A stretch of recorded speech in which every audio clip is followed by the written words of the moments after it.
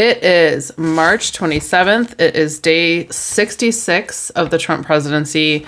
We're going to try something a little bit different tonight. I don't think you can see it, but I'm using a different mic and I'm using these headphones. And please tell me if you think the audio sounds better, because it definitely matters to me. Actually, the only thing that matters to me is whether or not you guys like this better, because this is slightly more annoying. It is a very expensive microphone that I happen to own, or I consider it to be expensive. My friend who is an audio nerd says it's not, and that it's a piece of crap, but whatever.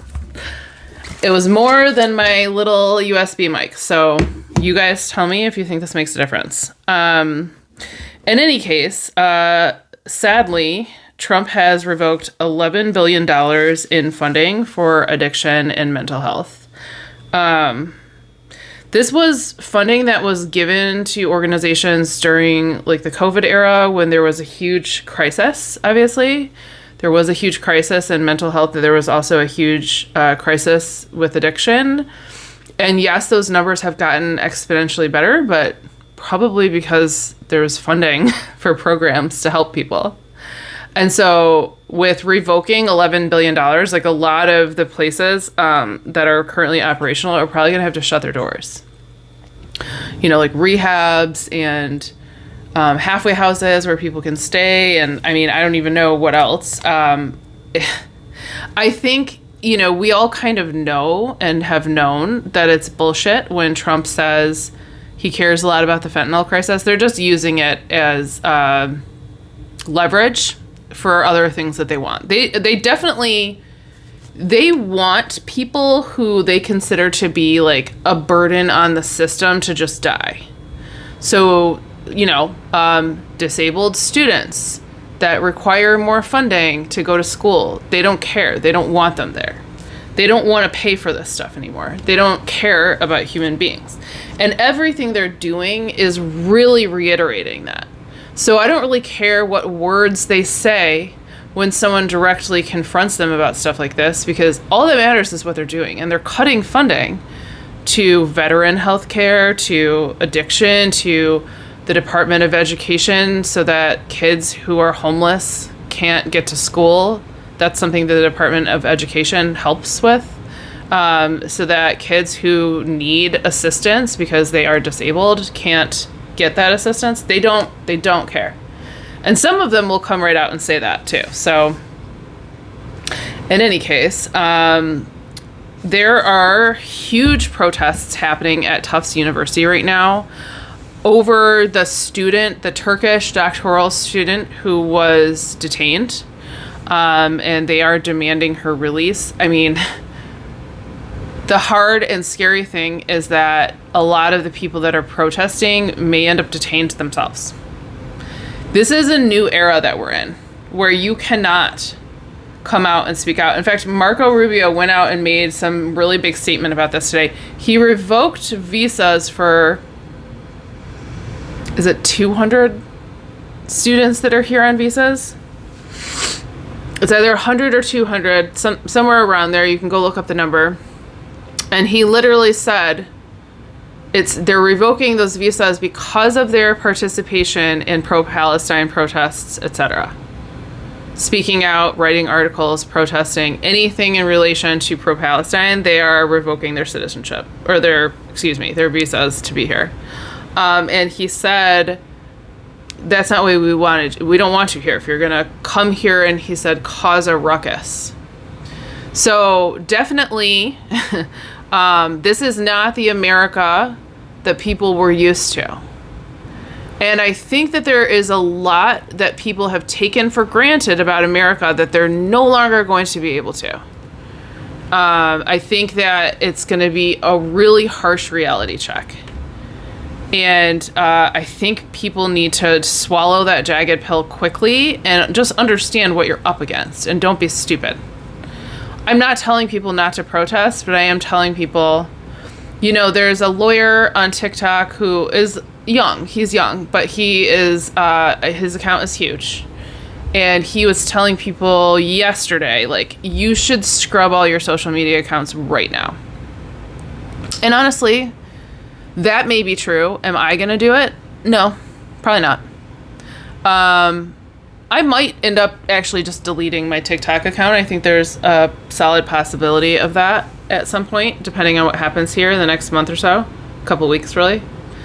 What happens with the TikTok ban, what happens with TikTok getting bought. Because, they could very easily just, run a scan of who, where has said what and come up with a lot. I mean, I'm sure they've probably already done that, honestly. They probably already have that information. But anyways, I don't know. I feel like for me, maybe it's a little too late, but also, again, I'm not important enough. And there's certain people that they're really intensely making examples of right now. I would expect that people like me are maybe a little further down the list. Anyways. A judge has ordered, actually, Judge Boasberg, has ordered the Trump administration to keep the signal messages and preserve them, and smart of him to do this, since last time they were like, well, you didn't ask for it in writing, so he doesn't want to leave any loopholes open for them to do some fuck shit. So he said, you need to tell me what steps you're taking to actually preserve these messages.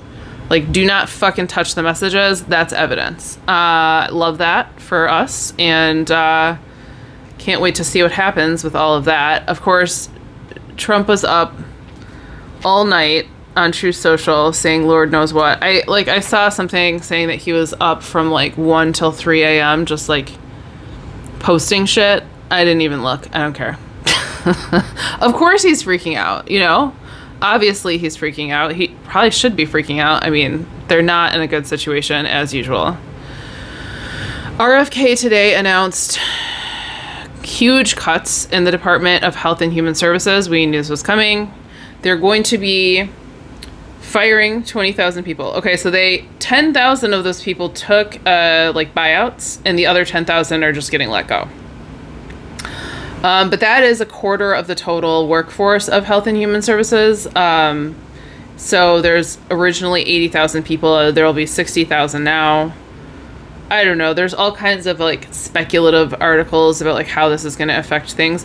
I feel like in general, my answer to that is everything is going to be kind of fucking broken and fucked up. And if you need help with something, good luck.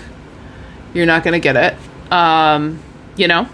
I don't know. What else is there to say? They're breaking the country on purpose, and we're watching them do it.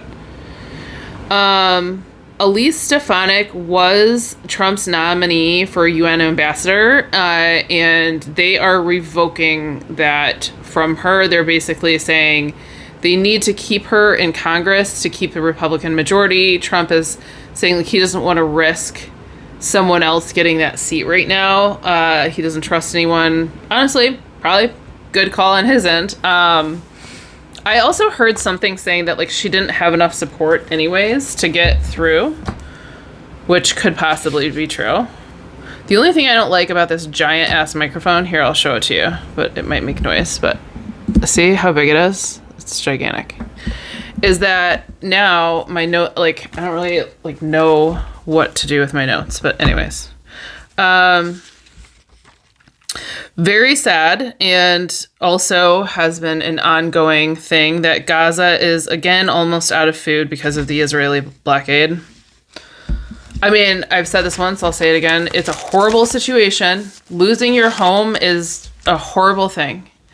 But if there are people that are still alive there, someone needs to fucking help them get away. And I don't know where they're supposed to go. There is not a good answer. I am someone who believes in a two-state solution, but look around, there's not enough backing and support now because Trump is in office. I don't know what to do about that. And I am just concerned that, they just eliminated in one fell swoop, they killed 137 members of a family. So basically, I think they killed an entire bloodline with one bomb. And I guess my fear is if people are there, that's going to keep happening. And I know that there'll be people that say, well, that's complying with Netanyahu and Trump, that's giving in. But it's okay, but if you're fighting a murderer with your bare hands and they have guns and knives and bombs, I understand the principle behind it, but you're still going to die. You know what I mean? I guess I just want some people to fucking survive there, and someone needs to help them get the hell out of there and get somewhere that's actually safe, because Israel keeps telling them that there are safe places, encampments, and then bombing them. So you can't listen to that anymore. I mean, I don't know who I'm talking to, myself. Like, again, they cut us off from them a long time ago, and like no one who's there will ever hear anything I'm saying, nor does my opinion matter at all. It's just a horrible, it's crazy that it's just like happening. Not to say that it's not even close to the only genocide that's happening. There's Sudan, there's several places in Africa. There's the humans, sorry, I'm stuttering because there's not enough words to explain how many horrible things are happening on this planet right now. And we all know that. Which is why no matter what's happening here in the United States right now, I am over and over and over again reminding myself, I am in a warm home that also has the ability to turn on the air conditioning, that has electricity. I have a refrigerator and there's food in it. I have a really comfortable bed. I have 3 adorable pets and a very cute daughter. I have a pretty fucking good life. I still have a job. I have so much to be grateful for. And yes, my country is being dismantled in front of my very eyes. However, this is not the worst thing that has ever happened to a human being, not even close. There are entire villages that have been massacred, eliminated. You know, I'm still unsure of like what words you can say and what you can't really on YouTube. So I try to be a little bit careful. But anyways, no matter how bad it gets here, just know there's people that have survived worse, that have fought against regimes that had to be so crazily brave. And we haven't even scratched the surface of that yet. So we have a long ways to go. But we can do this. There's people that have walked the path before us and been victorious, and we can do this. A federal judge named Beryl Howell, proud of her, has rejected the DOJ's attempts to remove her from a case against Trump that is talking about it's talking about him attacking another one of the law firms that he's been attacking, who it's just like his revenge tour, like literally. And also him trying to like extract free legal services from these places and other favors and stuff. It's disgusting and it's so corrupt. It's insane. Anyways, they're trying to force her off of this case because she has like ruled against Trump previously. And she basically just came out and said, like, this is crazily illegal. This is a violation of our Constitution. You can't do that. You're attacking our judiciary system. It's very clear that they're trying to weaken our judiciary system. And yes, we know. I mean, they're also like saying it out loud, though. You know, Mike Johnson, is that his name? I think it is. Everybody's been talking about Mike Johnson, by the way. I'm going to tell you this. Actually, should I save it? I'll save it for last, okay? I wish that you were here so you wouldn't let me forget. We're only a few stories away, so hopefully I'll remember. Anyways, good for Judge Beryl. Stand your ground, please. We need you to. We need more judges that are willing to stick their necks out. It's a really hard time to be a part of our judicial system. I'm sure it's very scary because you're literally, and it's got to be really, I keep seeing people saying that, like, people that are in law school and that like the professors are freaking out and that the students are also just like, well, what is the point of this? Do we have laws anymore? Does any of this even matter? I don't know. I don't know yet, right? I don't think anybody has the answer to that, but like, I don't think it's time to give up by any stretch of the imagination. I think it's just difficult when certain places just comply. Although again, everyone's trying to save themselves, not realizing that like, in trying to save yourself and complying, you are harming the whole, right? I think that's another reason why, like, at this point in time, like, I'm not deleting anything from my social media. Also, what's the point? Again, it's all out there, so they have it, you know? It's not like I, like, wrote one article that I can just go, like, delete. It's, like, it's everything I've ever said or done in my life, so I don't know. And also, like, I don't know that I really want... as dangerous as it is, and there's certain things I won't do, okay? There's, like, I do not go to protests. You will not catch me dead at a protest, ever, actually.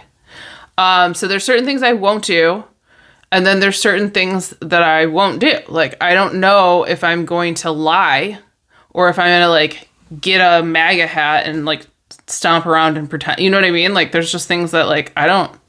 It is what it is. If they want to put me in jail because I think that Trump is a criminal, it's not a thought, it's a fact, by the way. He is a criminal. If they want to put me in jail for that, for saying that out loud, then okay. I don't know. Okay.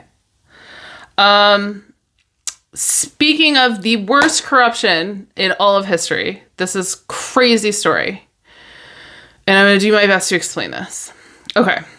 There was a lawyer that represented SpaceX, okay?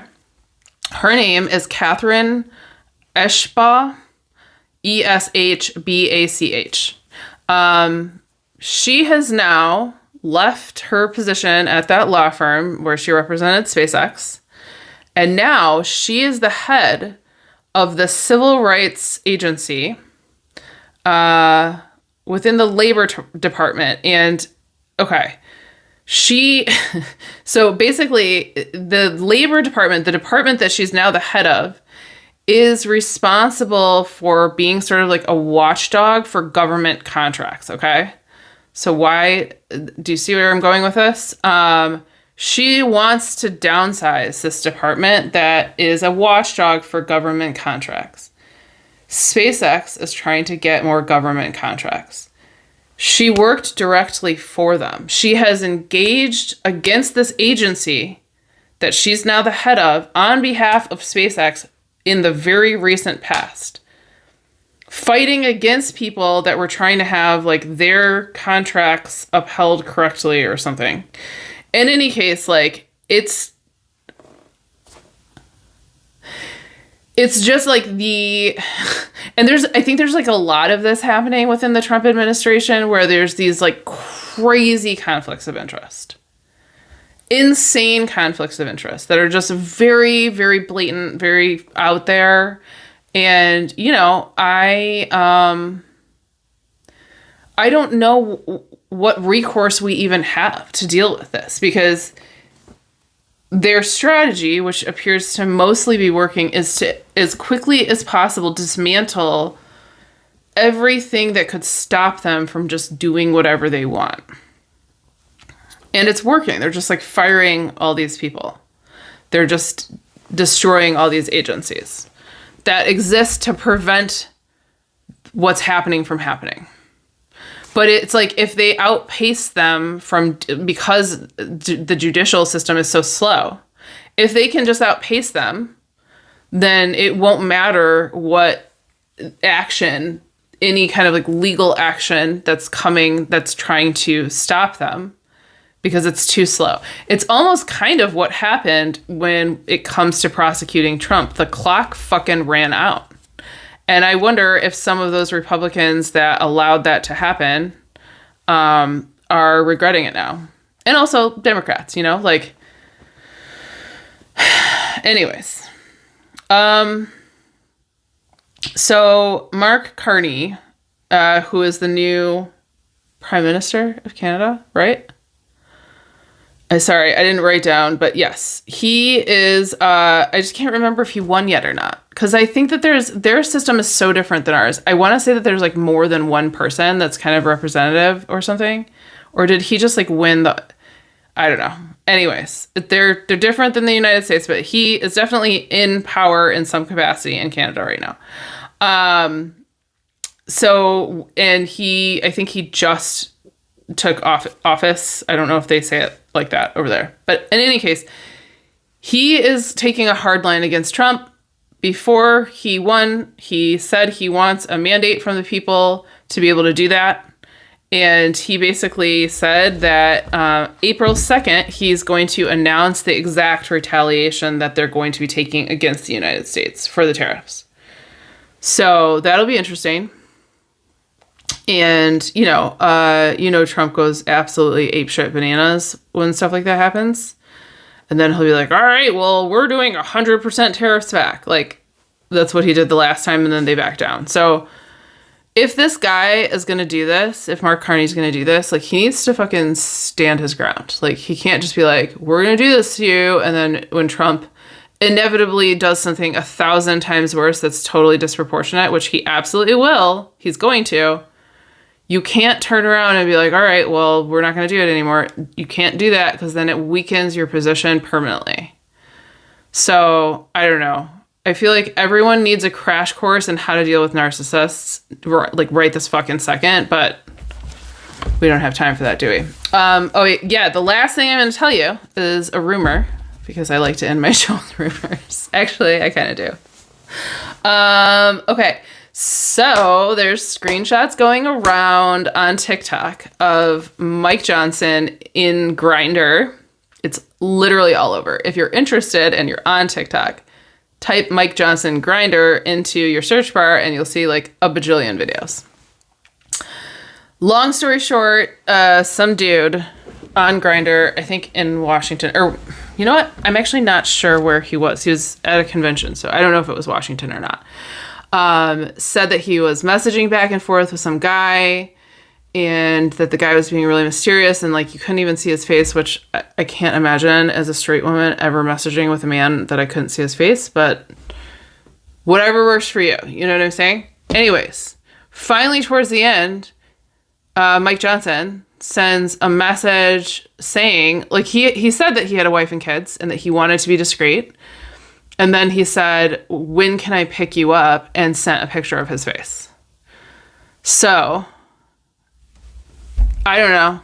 It does appear to me, based on 44 years of observation, that every single man, straight man in particular, who I've ever seen take a hard line against the LGBTQ community, they've always turned out to be closeted.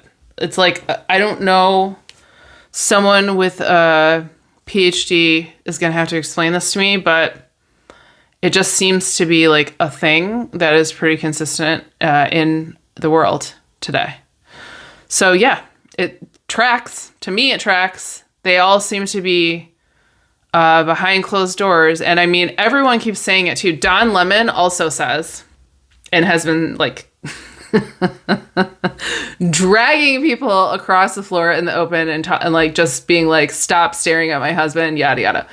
They all say, all the men, the gay men that are on our team, all say like they get hit on by straight married Republican men the most. So if you're married to a Republican, you're not watching this show. But if you are for some reason, you might want to test the Grindr noise to see if his head turns. And if it does, call your divorce lawyer. Anyways, I love you guys. I'll see you tomorrow.